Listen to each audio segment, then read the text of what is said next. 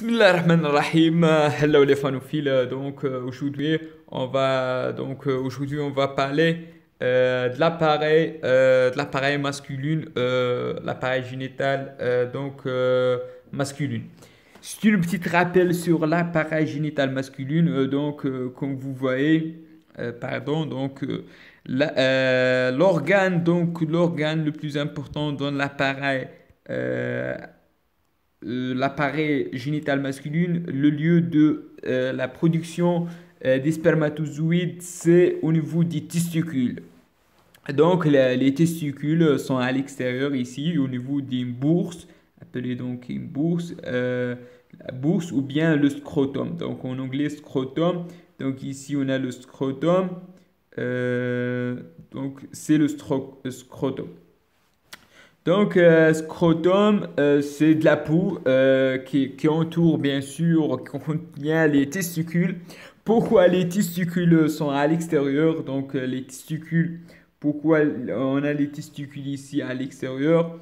Tout simplement, les testicules sont à l'extérieur pour une raison simple, parce que les testicules sont les lieux de production des spermatozoïdes, et les spermatozoïdes besoin d'une température inférieure à la température corporelle qui était 37 degrés. Donc, une température 37 degrés, ce n'est pas une température idéale pour la fabrication de ces spermatozoïdes.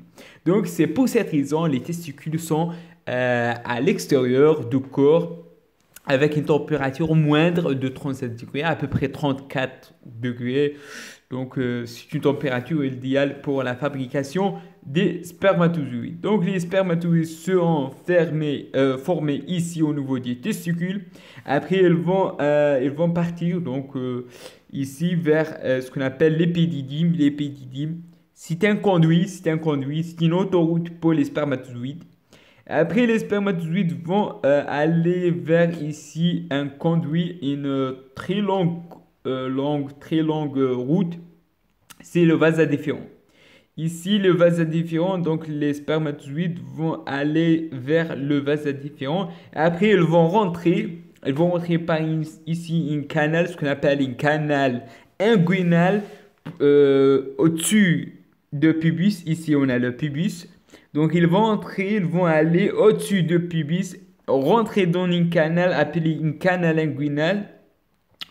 Donc, ils vont entourer ici on a la vessie, donc ils vont entourer la vessie et ils vont ici passer au-dessus de l'urètre. Donc, l'urètre, il passe l'urètre passe sous le vasa déférent. Donc, ici, on a le croisement de l'urètre avec le vasa déférent. Et après, ils vont rejoindre directement la prostate.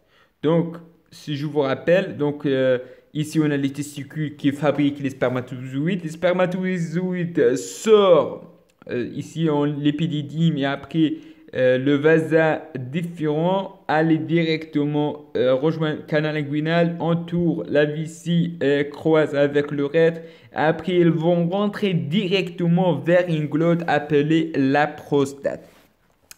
Au niveau de l'urètre prostatique, l'urètre c'est être, c'est-à-dire un seul, c'est pas l'urétère. Ici on a l'urétère, l'urétère, et en bas on a l'urètre. L'urètre c'est être seul. Donc ils vont rejoindre l'urètre. C'est une voie commune entre le sperme et l'urine. Donc l'urètre ici. Ici, les trois parties de l'urètre, si j'oubliais, urètre prostatique, urètre membraneux et urètre pénien. Et après, donc, il va rejoindre l'urètre de pénis. Ici, ils vont sortir par la meilleure urétrale les spermatozoïdes pâles. Donc, fabrique un nouveau de testicules, descend dans les voies la vasa déférent, entourer la vessie et rejoindre directement l'urètre prostatique au niveau de viromontanum. Donc ici la prostate, et rejoint donc la voie commune entre les urines et les spermatozoïdes. Ici, on a des glandes annexes. Ici, la prostate ici en rouge. Et ici, on a une glande comme des ailes des anges, appelée comme des ailes des anges, appelée la vésicule séminale. Vésicule séminale comme une aile des anges, comme ça, une aile des anges, c'est-à-dire Janah al-Malaika. Donc, une aile des anges pour aussi donner de nourriture pour ces spermatozoïdes. Donc, c'est ça notre schéma, notre premier schéma. C'est une coupe sagittale. Donc,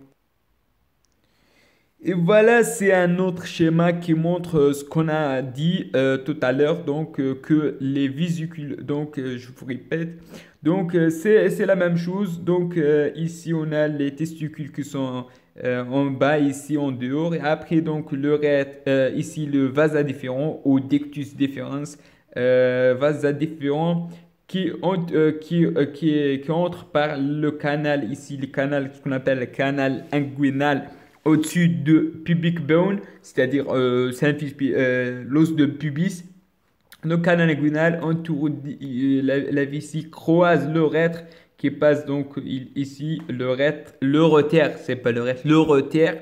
Donc croise l'urétère et après ils n'ont rien à voir les spermatozoïdes, ils n'ont pas entré vers la vésicule séminale. La vésicule séminale, ça bouche ici et il y a une union entre le vasa différent et la vésicule séminale, mais les spermatozoïdes, ils n'ont pas ici, ils n'ont pas entré vers la vésicule séminale. Ils ont directement entré vers le prostate et l'urètre prostatique et la voie commune et entré donc l'urètre pénien. L'urètre pénien est aussi sorti par la meilleure urétrale. Donc c'est un schéma qui résume un peu, donc ce qu'on a dit, pardon, donc qui résume ce qu'on a dit tout à l'heure. Donc ici si on va répéter, donc ici on a les testicules, l'épidédyme, le scrotum, c'est-à-dire la peau qui entoure les testicules, appelons la bourse. Et après, donc, vasa déférent entrer vers la prostate. Ici, on a une petite glande de Mary Cooper, prostate, glande séminale, séminale, sont des glandes qui participent à la nourriture des spermatozoïdes et euh, sont des glandes annexes. Et ici, on a la vessie qui va sortir de la vessie, ce qu'on appelle le rètre. Le rètre va conjoint avec les deux parce qu'on a deux testicules, donc on a deux conduits différents. Ici au niveau de la prostate, au niveau de la virgule montana. Après va sortir donc l'urètre membraneux et l'urètre pénéen. Et ici on a spongé urétral, donc l'urètre sponge. Donc c'est ça pour l'appareil génital masculin. Donc une petite rappel, c'est pas trop important, mais c'est une petite rappel. On a cité seulement donc les organes de l'appareil génital masculin. Donc je vous remercie pour votre attention. N'hésitez pas de cliquer sur j'aime, abonner sur ma chaîne et d'aimer, partager. À la prochaine, Inch'Allah.